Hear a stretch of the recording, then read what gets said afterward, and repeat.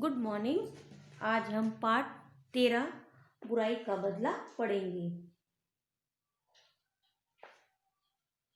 प्रस्तुत कहानी में बताया गया है कि बुरे लोगों का डट कर मुकाबला करना चाहिए क्योंकि बुरे लोगों में डटकर मुकाबला करने का साहस नहीं होता है।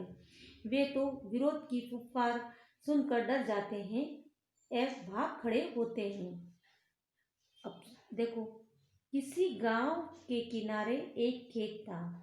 उस खेत में एक बाम्बी में जहरीला सांप रहता था। बाम्बी यानी सांप के रहने की जगह या सांप का घर। वह भोजन की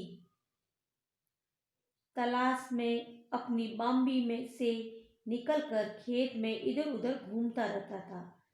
वो बाम्बी से निकल कर यानी अपने घर से निकलकर खेत में अपने भोजन की तलाश में घूमता है। हम भी अपने भोजन के लिए मेहनत करते हैं, सर्विस करते हैं या पापा अनाज बोते हैं खाने के लिए, तो उसी तरह ये सांप भी अपने भोजन के लिए इधर उधर घूमता है। हाँ, यदि कोई व्यक्ति उसके समीप आ जाता तो उसे काट लेता था। उसके काटने से कई लोगों की मृत्यु हो चुकी थी। लोगों ने डर के मारे उस खेत की ओर जाना छोड़ दिया था। एक दिन गांव के कुछ गडरिये यानी भेड़ों को चराने वाला खेत से कुछ दूर अपनी भेड़ें चरा रहे थे। एक दिन गांव के कुछ गडरिये खेत से कुछ दूर अपनी भेड़ें चरा रहे थे। उन्होंने देखा कि एक महात्मा जी उस खेत की ओर जा रहे हैं जहां सांप की बाम्बी थी।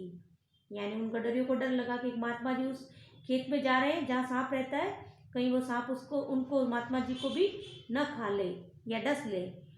वो चिल्लाने लगे। देखो, गडरिये चिल्लाए, महात्मा जी तनिक रुकिए, उस खेत की ओर मत जाइए जहां एक जहरीला सांप रहता है।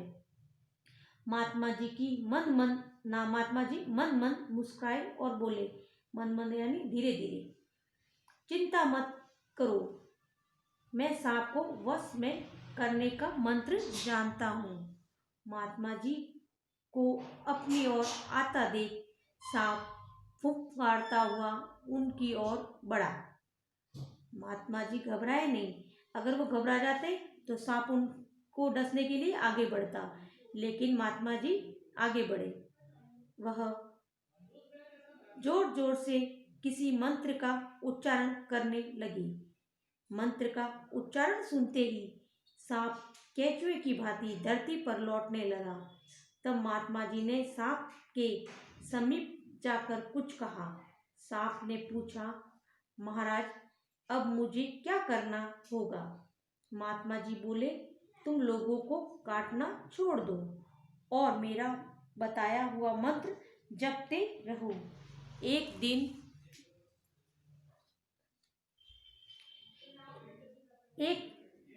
महीने बाद मैं तुमसे मिलने फिर आऊँगा। आज हम यहाँ तक ही पढ़ेंगे। इसके शब्दार्थ करने हैं आपको। पहले देखो, पहले पाठ 13 लिखोगे, बुराई का बदला हेडिंग डालोगे, पाठ का नाम लिखोगे और फिर शब्दार्थ स्टार्ट करोगे। बाम्बी यानी बिल, अहित यानी बुरा या नुकसान, समीप यानी पास में, प्रणाम यानी नमस्कार, भय यानी डर, मन मन यानी धीरे धीरे, गडरिया यानी भेड़ों का ग्वाला, सीख यानी शिक्षा, समीप यानी पास या नजदीक, दुर्व्यवहार यानी बुरा व्यवहार, भरपूर यानी ज्यादा, कमजोर यानी दुर्बल। ओके, इसके बाद में आपको होमवर्क में और क्या करना है? भाषा और व्याकरण। भाषा व्याकरण में पहला क्वेश्चन है, निम्नलिखित शब्दों का वाक्य में प्रयोग करो। एक लाइन लिखनी है आपको। आप अपने मन से भी लिख सकते हो, आप अपने पेरेंट्स की भी हेल्प ले सकते हो।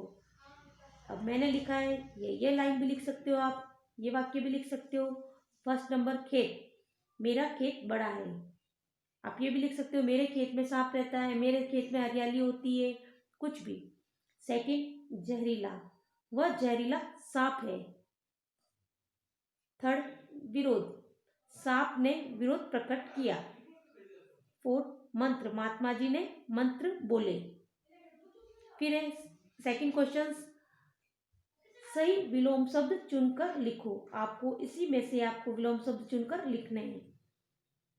सुविधा, असुविधा, ये वाला फर्स्ट नंबर पे। प्रकाश, अंधकार, 2 नंबर वाला।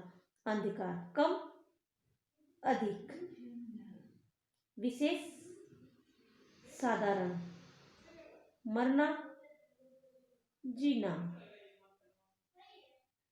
आसान, मुश्किल, जय, पराजय, अंधेरा, उजाला, आकाश, पाताल,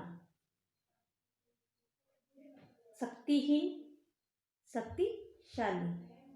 ओके, फिर अगला क्वेश्चन 3 नंबर। निम्नलिखित शब्दों से बने सही शब्द, निम्नलिखित शब्दों से बने सही नए शब्द को पहचानो और लिखो। अब अत्याचार, अत्याचार से अत्याचारी बनेगा या अत्याचारक बनेगा? अत्याचारी। यहाँ पे ये वाला लिखना है, ये वाला लिखो। फिर जहर, जहरीला ही होगा या जहरीला? जहरीला होगा, ये लिखो। फिर थर्ड, न्याय, न्यालक होगा या न्यायालय होगा? न्यायालय होगा। फिर हित, हित का मतलब अच्छा, क्या होगा? अच्छा ही होगा या बुराई? अच्छा ही होगा। ओके, ये आपका होमवर्क है, कंप्लीटली करके नोटबुक चेक करवानी है।